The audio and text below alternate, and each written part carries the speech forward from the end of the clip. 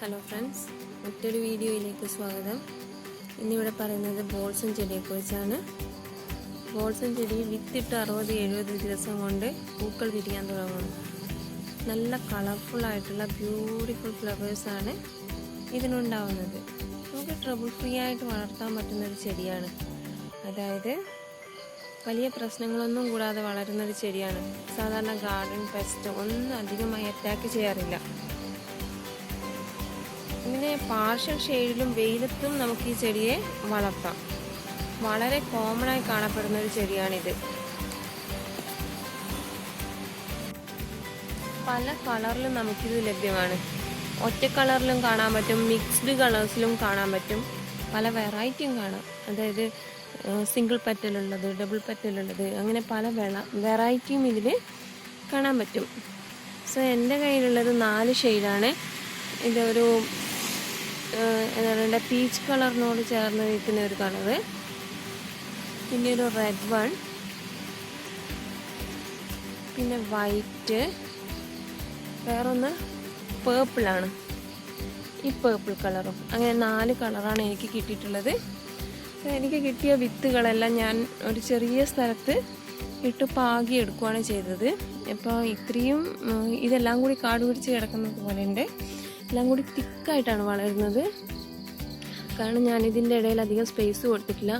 അപ്പോൾ ഓരോ ചെടിയും ഇട്ടിട്ട് 8-10 ഇഞ്ച് മാറിയിട്ടാണ് അടുത്ത ചെടി നടേണ്ടത്. പക്ഷെ ഞാൻ എല്ലാം കൂടി അടുത്തടുത്ത് വെച്ചു.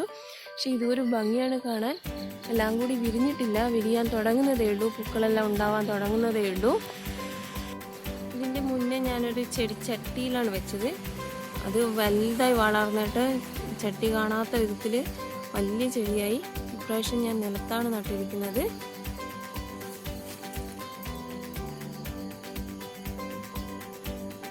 പിന്നെ ഇതിൻ്റെ കെയർ എന്ന് പറയുന്നത് വെൽ ഡ്രെയിൻഡ് സോയിലാണ് ഇതിനിഷ്ടം. അതായത് നല്ല നീർവാർച്ചയുള്ള മണ്ണ്. പിന്നെ മറ്റു ചെടിക്ക് കൊടുക്കുന്ന എല്ലാ വളങ്ങളും ഇതിനും ചെയ്യാം. അതായത് ചാണകപ്പൊടി, കമ്പോസ്റ്റ്, പിന്നെ ആട്ടിൻകാട്ടം, അങ്ങനെ എല്ലാ വളങ്ങളും ഇതിനും കൊടുക്കാം. പക്ഷേ എല്ലിൻ പൊടി ഉപയോഗിക്കുന്നുണ്ടെങ്കിൽ ഇത്തിരി മാറി ഉപയോഗിക്കണം. വേരിൻ്റെ തടത്തിനടുത്തായിട്ട് ഉപയോഗിക്കരുത്, കുറച്ച് മാറി വേണം എല്ലിൻ പൊടി ഇടാൻ. അല്ലെങ്കിൽ ചെടിക്കൊരു ക്ഷീണമുള്ളതുപോലെ ഫീൽ ചെയ്യും.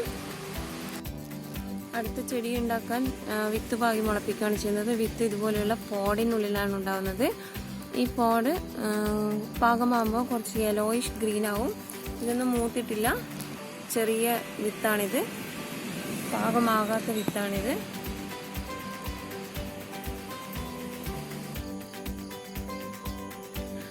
അപ്പോൾ വിത്ത് ശേഖരിച്ച് അവിടെ ഇട്ട് മുളപ്പിക്കുക, അല്ലെങ്കിൽ അടുത്ത സീസണിലേക്ക് കളക്ട് ചെയ്ത് നമുക്ക് വെക്കുകയോ ചെയ്യാം. പല സീഡും താനെ പൊട്ടി മണ്ണിലേക്ക് വീണ് പുതിയ പുതിയ ചെടികൾ കിളിർത്ത് വരും. പുതിയ വെറൈറ്റിയും താനെ ഉണ്ടാവും. പുതിയ വെറൈറ്റി എന്ന് ഉദ്ദേശിച്ചത് പുതിയ കളർ പ്രൊഡ്യൂസ് ചെയ്തുകൊണ്ടിരിക്കും പരാഗണം നടന്നു കഴിഞ്ഞാൽ. പൊതുവേ ഈ ചെടിക്ക് കീടശല്യം വളരെ കുറവാണ്. ഏത് ക്ലൈമറ്റിലും നന്നായിട്ട് വളരും. ഇതിപ്പം പുറത്ത് മഴയിലാണുള്ളത്. അങ്ങനെ മഴയൊന്നും ഇതിന് വലിയ പ്രശ്നമൊന്നുമല്ല.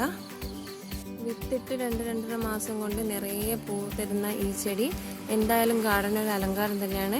ഇതിൻ്റെ പല കളറും ശേഖരിക്കുക. പൂക്കൾ ഇഷ്ടപ്പെടുന്ന എല്ലാവരും ഗാർഡനിൽ ഉൾപ്പെടുത്തുക.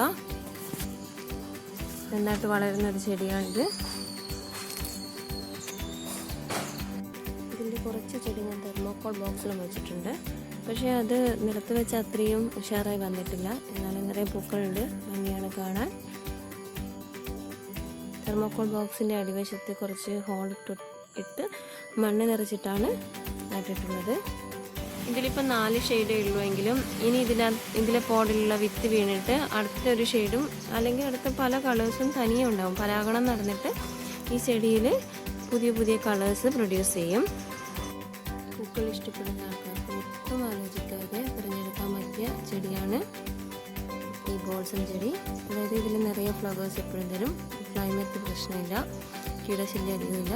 അതുകൊണ്ട് പൂക്കൾ ഇഷ്ടപ്പെടുന്ന ആൾക്കാർ തീർച്ചയായും ഗാർഡനിൽ ഉൾപ്പെടുത്തുക. അപ്പോൾ താങ്ക് യു ഫോർ വാച്ചിങ്.